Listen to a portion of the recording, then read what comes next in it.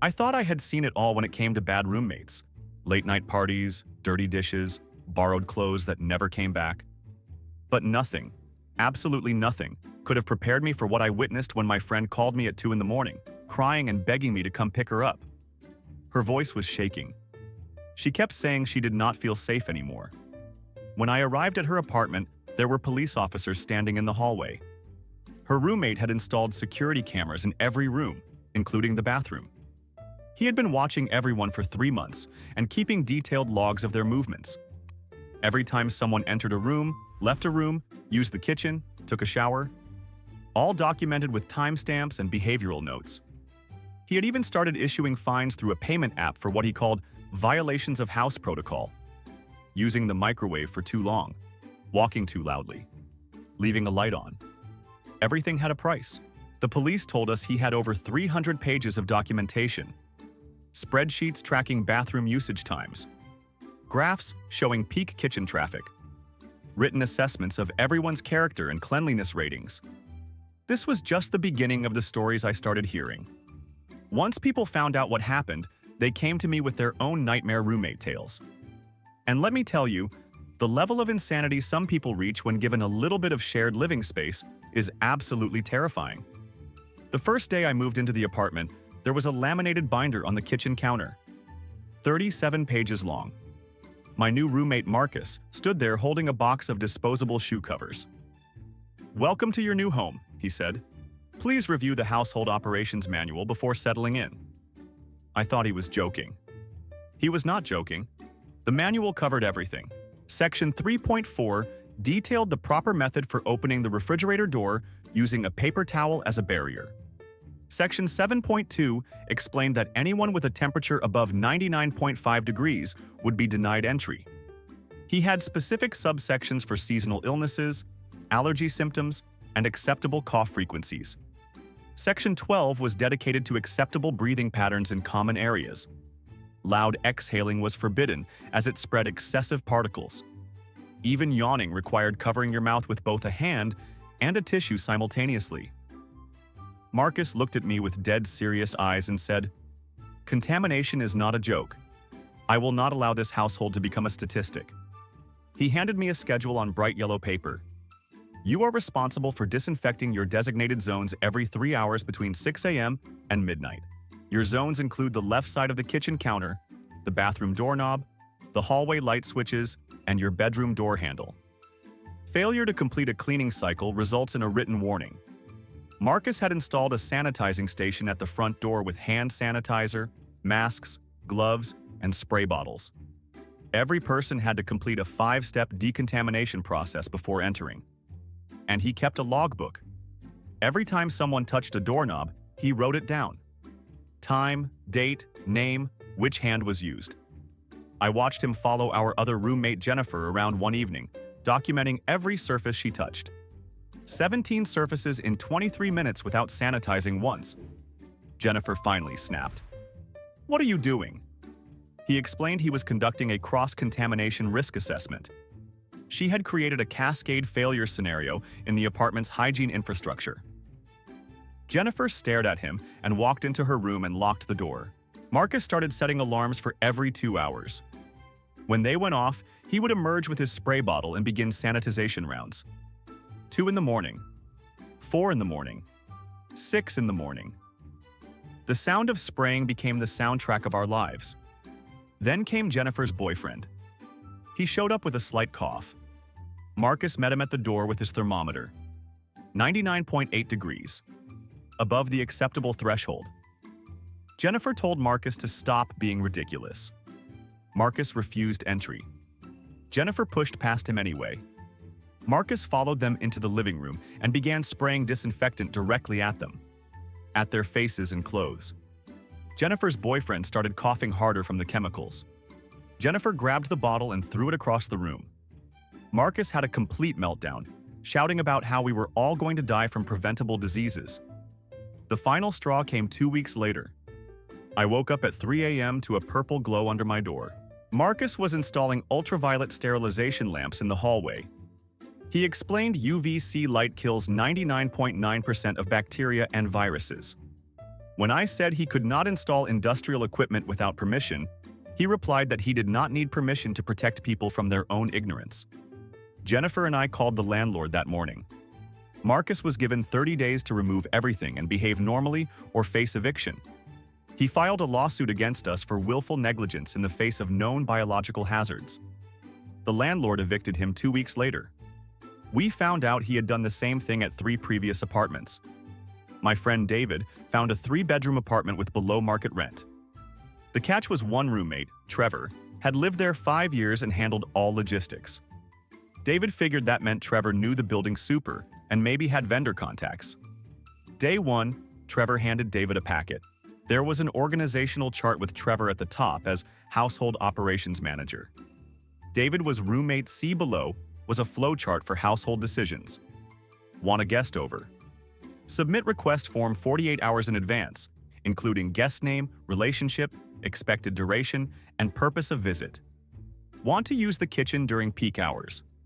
Reserve through the shared calendar with meal type specification. Want to adjust the thermostat? Requires unanimous vote at the weekly meeting with supporting documentation on why the current temperature is inadequate. Trevor had divided the day into 1-hour kitchen blocks. You had to book your slot 2 days in advance through Google Calendar. Miss your slot? Too bad. David asked about quick snacks. Trevor pulled out another document. Snack access permitted during non-peak hours only. 9 to 11 a.m. and 2 to 5 p.m. All snacks consumed within 15 minutes in the kitchen only. The shower was worse. Trevor installed timers on the hot water. Each roommate got exactly 8 minutes per day. Go over and cold water blasted you automatically.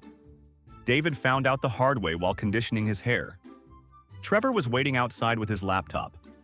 You exceeded your time by 2 minutes and 37 seconds. This will be noted in your quarterly performance review. David learned about quarterly performance reviews. Every 3 months, Trevor assessed each roommate's adherence to household standards. Punctuality of rent, compliance with protocols, contribution to supplies, noise violations, cooperation rating. Score below 75%. Probationary status. Weekly meetings were mandatory. Every Sunday at 7 p.m., Trevor made PowerPoint presentations with graphs and charts. Week 3 featured 15 minutes on proper dishwashing technique with before and after photos. Week 7 covered rising costs of toilet paper with a proposal for usage tracking. The proposal passed 2-1. David was the one. Then Trevor introduced the Household Accountability Program. Fines for everything. Dish and sink over 4 hours. $5. Noise after quiet hours. $10. Missed meeting without notice. $20. Unregistered guest. $50. Trevor tracked everything through Venmo with detailed notes. David ignored the requests. Trevor created a public spreadsheet showing everyone's outstanding balances. Payment due in 7 business days or small claims court. David and the other roommate, Lisa, waited until Trevor left for a long weekend. They changed all the locks, moved his belongings to a storage unit, sent him a message explaining they had voted in his absence. His management style was incompatible with healthy living. Trevor responded with a 23-page legal document threatening lawsuits. David and Lisa sent it to a lawyer who laughed and wrote back 2 sentences. You are not on the lease. You have no legal standing. Trevor never sued but left them 1-star reviews on every roommate website, complete with detailed accounts of their failures. David says it was worth it. My sister Emma moved to New York for her first job. She found an apartment through a friend. One roommate was Preston, 23 years old, recent graduate from an expensive private college. Quiet, well-dressed, polite. He had a nice watch and designer luggage. She had no idea what was coming. Preston would cook elaborate meals using organic ingredients from expensive specialty stores and then leave everything exactly where it was. Plates with half-eaten steak on the coffee table for days. Pots with dried truffle risotto, crusted to the bottom sitting on the stove. Cutting boards covered in vegetable scraps that started attracting fruit flies.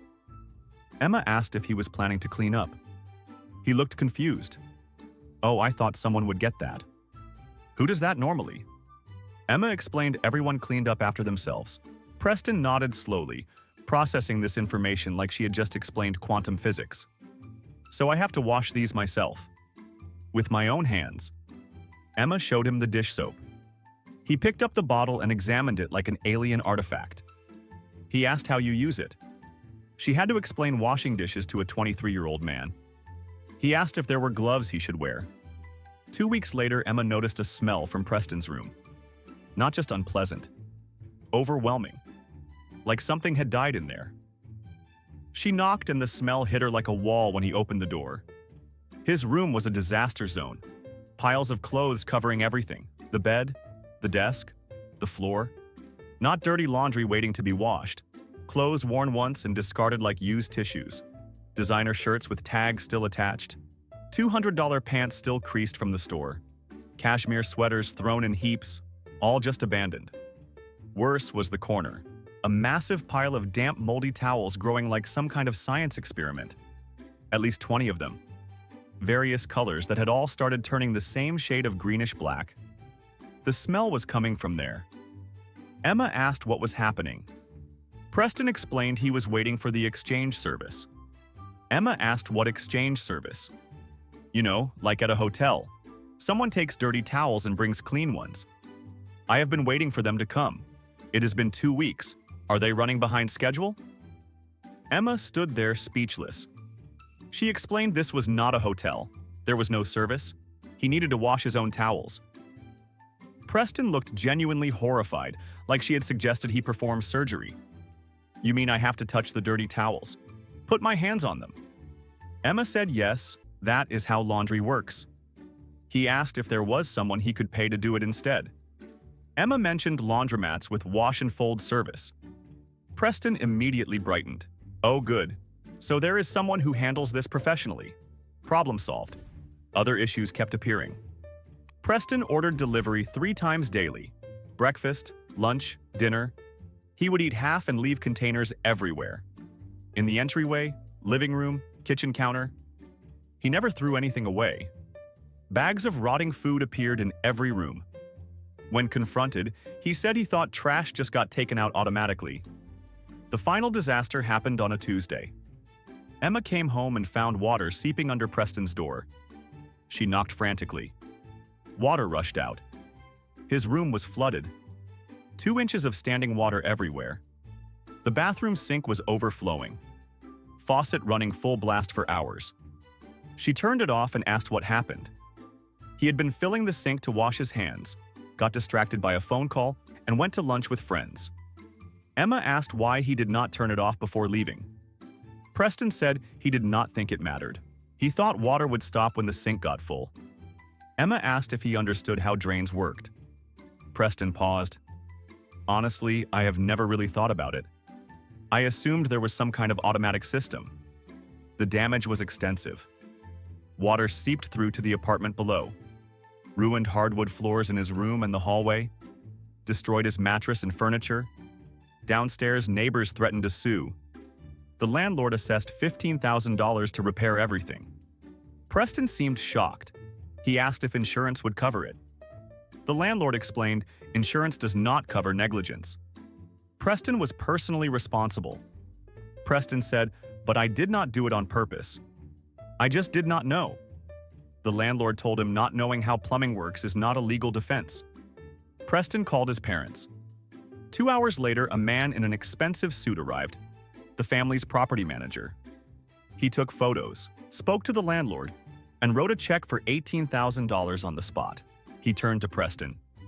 "Your parents are extremely disappointed. This comes out of your trust fund." Preston looked stunned. "I have to pay for this." The manager said yes, actions have consequences. This is how the real world works. Preston sat on his wet floor. I thought things like this were just included. Emma moved out the following month. Preston's parents hired a live-in assistant to teach him basic life skills. She still wonders how someone reaches 23 without understanding water does not magically stop. But she learned an important lesson. Sometimes the biggest red flag is not what people do. It is what they have never had to do.